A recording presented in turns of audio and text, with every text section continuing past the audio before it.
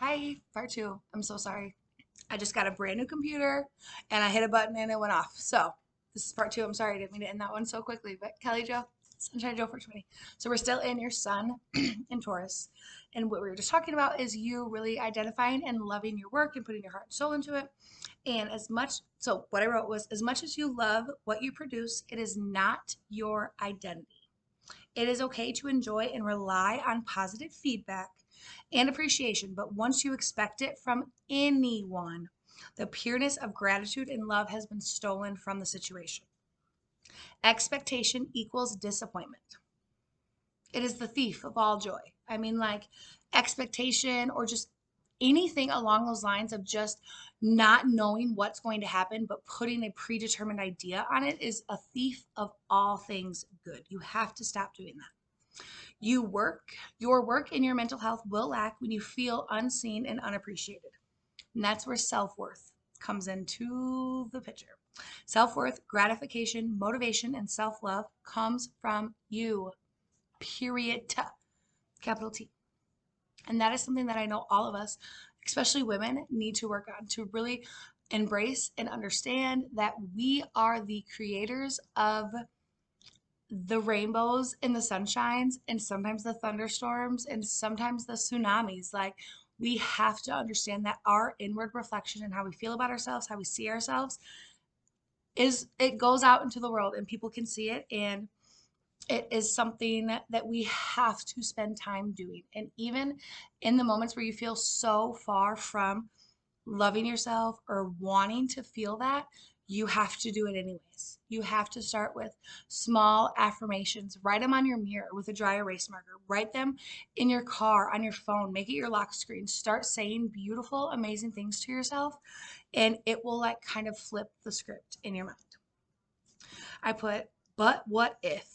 That seems to like run your life, and it's not in a positive way. Like, you see explorations, you see ideas, you see opportunities, you see avenues, and the first thing that comes to your mind is like, but what if? But what if? And that again is a thief of your success, of your abundance, of your love, of your life. Like, you have to stop predetermining what's going to happen before you even take the step, because you do not know.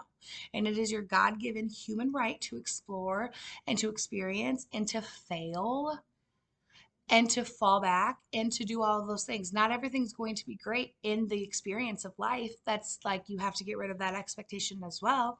But you also have to know that like you can do anything you want, and it starts with your mindset. Let's see. So I wrote, it is okay for you to want to explore, think, and experience any and all things that your little, oh, beautiful, big heart desires. It's okay to change your mind too and not want the things that you once thought that you wanted. That's called a season. And us as humans have to get more understanding and have to get more like clear in the idea of seasons. That can be in relationships, that can be in jobs, that can be in hobbies, that can be in friends. Like, if somebody used to bring you joy, if something used to make you happy, if something used to light you up, and it doesn't anymore, you have to analyze that. And you have to really understand, like, if there's something that you can do to, like, figure that out. Sorry. Or if it's time to let it go, because holding on to a season that's like trying to make its way out 3 years, 5 years ago is only delaying the other season that's trying to make its way. Yes, it is beautiful to see both sides of the coin, but stop assuming the worst possible outcome. It is okay to be positive in situations of comparison. That was something that just like came out of me. Like, it's okay to be able to understand the good and the bad and the negative and the positive, but always choosing to remain in a bright minded idea of things. Like, that's not a weak character. Like, that's a very positive, strong thing for somebody to do. And you have to just like harness that a little bit more and realize that like we really do create our realities, the way that we speak to ourselves, the way that we say things out loud. You saying like, what else could happen? Like, or, oh, this always happens to me, or things like that. Like, that's literally telling the universe, like, you're just at this low vibe And you're telling the universe that you want more of that. And you obviously don't, but you're speaking about it and you're putting it out there, that it's like when it comes back around, it's like, well, last time she was talking about all that negative shit. There you go. And that's where it really, really, really matters to get your mindset in fluency with what you're doing. It's so important. I said compassion is your superpower, and people deserve your compassion even if they do not deserve your time. I feel like that's very deep. So take that as you need. You know life is bigger than the big front porch view, but you also know that not everyone is on the same like spiritual developmental learning process as you. And again, that's okay. That's called seasons. You have to be okay with having these things to come into your life because everything's going to teach you, everything's going to help you learn, everything's going to help you level up. And when you look at every situation and every possible thing with that mindset, it's crazy to see how much different things start to flow into your life and like start to make its way to you because you're deserving of all of those positive things too. Yes. So I said that you have to protect your energy and space. You are prone to inner tension and negative self hate and sabotage. I even hated to write that word hate because I just don't like it, but I really do feel like you put so much on yourself. You speak so negatively about yourself, even if it's just like in your own mind. And we speak to ourselves more than anyone else in the whole entire world on a daily basis. And you have to stop being the one that speaks the most terrible things to you. Because what in the hell are you doing that for? That does not make you feel good. It does not make you feel loved. And those are all the things that you are craving to feel. And you have people who are trying to make you understand how loved and how seen and how beautiful you are. And you're shutting it out by your own like negative wall of fucking bullshit. And it's time to just like let that come down because you're kind of always waiting for like the rug to get flipped out from under you is kind of how I seen it in my head. And it doesn't have to be like that. Change doesn't have to be dramatic like that. Like release doesn't have to mean sadness. Like it can really become something that is such a happy gratitude level up. You see the bigger picture, you see where you're going, and you have gratitude for all things. Even if they hurt you or even if they didn't make you feel good, they taught you lessons that you would not have learned in any other situation. Yes. Let's see.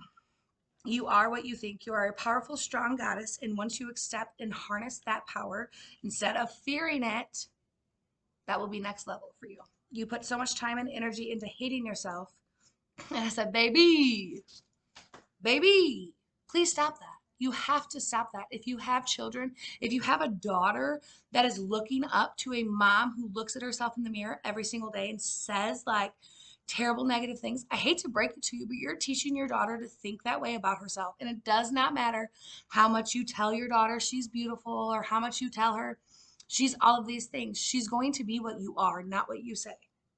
And it's time for you to start loving yourself because you've spent so much time not doing that. And that's just exhausting.